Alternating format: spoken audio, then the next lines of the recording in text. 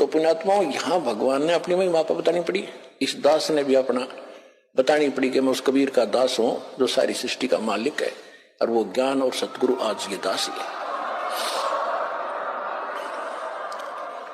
और जो सतलोक आसन बरवाला में आ जाएगा उसको यकीन भी पूरा हो जाएगा, फिर वो निडगमग हो सकता जो इंसान की, जब वो मोक्ष की या कुछ ज्ञान ग्रहण की इच्छा से आया होगा, जो आया होगा बकवादों की, तो वो तो बता ही दिया आपको। कहते हैं कोट वर्ष करो संगत संतों की, पत्थर का जल में क्या भीजे, चंदन बन में रंग ला दे एक बांस बिटम्बी ना सीजे। कहते हैं जैसे पत्थर को 20 फुट जल में डाल दो, 2 टुकड़े, और बाहर निकालो 10 वर्ष बाद, चाहे 6 घंटे बाद, और फिर उसको एक दूसरे से लगा दो, उसमें जो के तो गुण है, गुणों में परिवर्तन नहीं हुआ, चिंगारियां निकल रही हैं उससे। और इसी प्रकार चंदन का जो पेड़ वृक्ष होता है, आसपास के सभी नीम को, जंडी को, पीपल को, जितने भी पेड़ होते हैं अपनी महक छोड़ छोड़ कर चंदन जैसी महक वाला बना देता है, बहुमूल्य बना देता है। लेकिन एक बांस होता, बांस जिसकी लाठी बने, मच्छरदानी बने, इसका असर नहीं होता, चाहे उस चंदन के वृक्ष के साथ में उग जा, उसमें वो ग्रहण करने का गुण ही नहीं है। तो जो यहाँ आएंगे कुछ जिज्ञासा लेकर के, मोक्ष आधार मान करके, उनका तो लाभ होगा ही होगा। उनको तो समझ में आ ही जाएगा कि विश्व में आज कोई गुरु नहीं है, इस दास के अतिरिक्त सतगुरु भी नहीं है।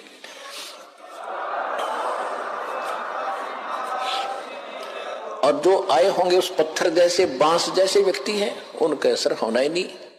वो तो वही फिर कबाड़ में क्या करें, कि तो किले में चढ़े जाया करें, पत्थर और काम के आएंगे। तो इस प्रकार के जो व्यक्ति हैं, जिनको इतना ज्ञान, इतना प्रमाण देखकर भी असर नहीं हो रहा कि ये सचमुच कोई बात अलग है, तो वो बताया है कि कोट वर्ष करो संगत संतन की, जैसे पत्थर का जल में क्या भीग गए, और चंदन बन में रंग ला दे एक बांस बिटम्बी ना सीजे।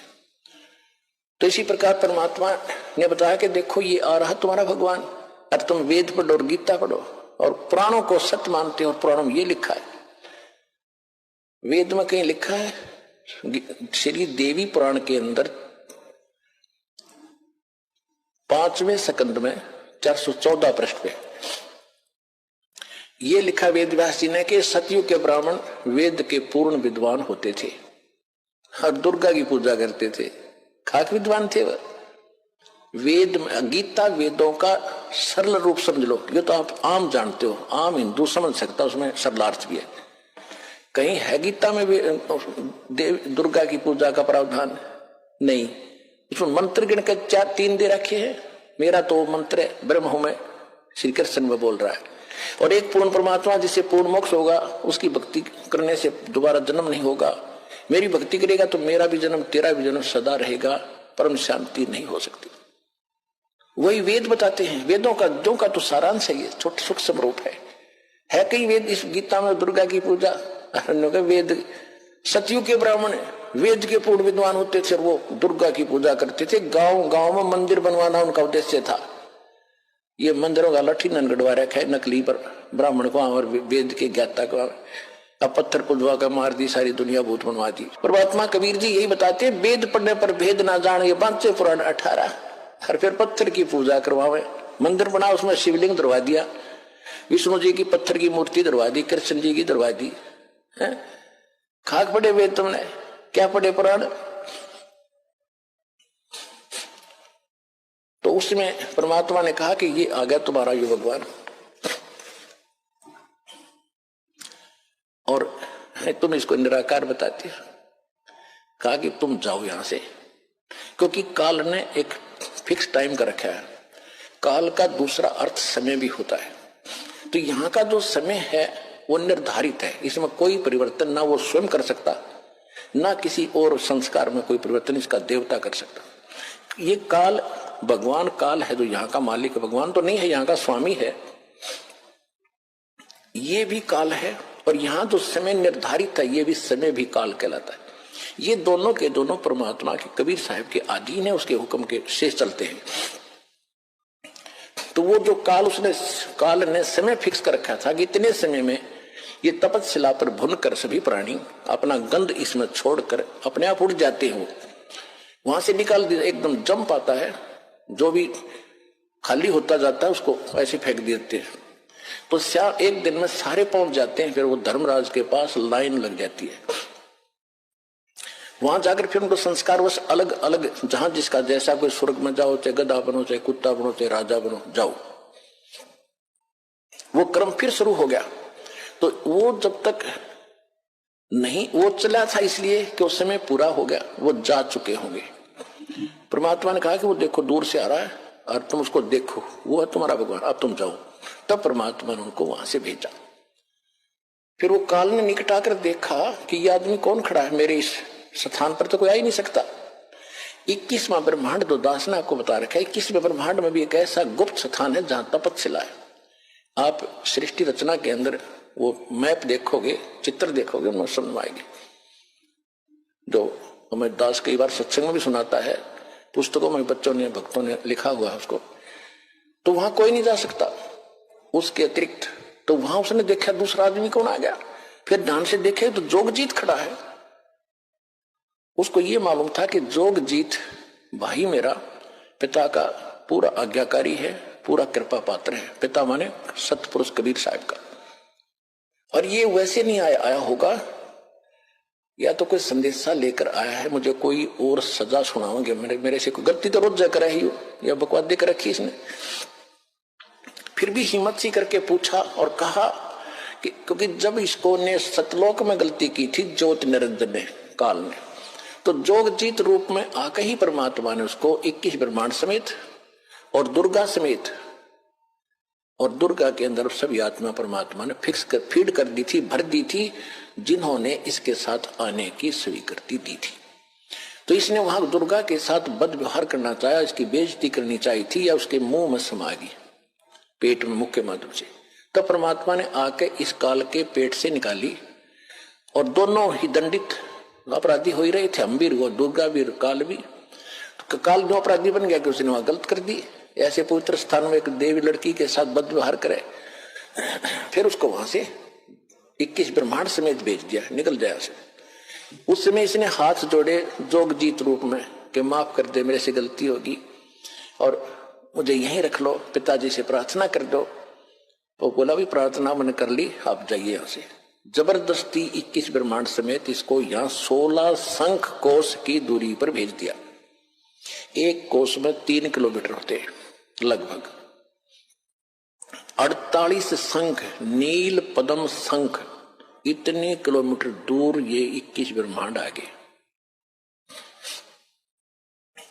उसके बाद इसने अपनी मनमानी शुरू कर दी कि मेरा कौन के बिगाड़ेगा। तो जब वो जोगजीत रूप में परमात्मा इसके लोक में आ गए, तो इसने वो प्रतिशोध लेना चाहा जो उसने वहां से निकाला था जोगजीत रूप में। और उस समय भगवान जोगजीत रूप में खड़े थे। तो काल ने कहा कि जोगजीत तू यहां क्यों आया, यहां क्यों आया, और पुरुष वचन हो तो मुझे सुनाओ। तुम यहां क्यों आयो, और कोई पुरुष की आज्ञा है, परमात्मा का कोई वचन है मेरे लिए, आदेश संदेश है, तो मुझे सुनाओ। और कहते हैं वहां से बाहर निकाला मोही, और जोगजीत ना छोड़ू तो ही। तो मेरे लोक में किस लिए आ गया, तेरी हिम्मत कैसे पड़गी मेरी आज्ञा बिना तू यहाँ आने का। तुम वहां रहो, हम अपना यहाँ रहूंगा, तुम्हारा क्या मतलब बीच में इंटरफेरेंस करने का। जो वचन है वो बता जल्दी। डर गया वो कि कोई और संदेशा लेकर आया तो और सजा ना मिल जाए तुझे, कि बोल क्या आदेश है पिताजी का, मुझे पहले वो बता, फिर मैं तुझे खूब पिटूंगा, तेरे को ऐसी पिटाई करूंगा तू याद रखेगा।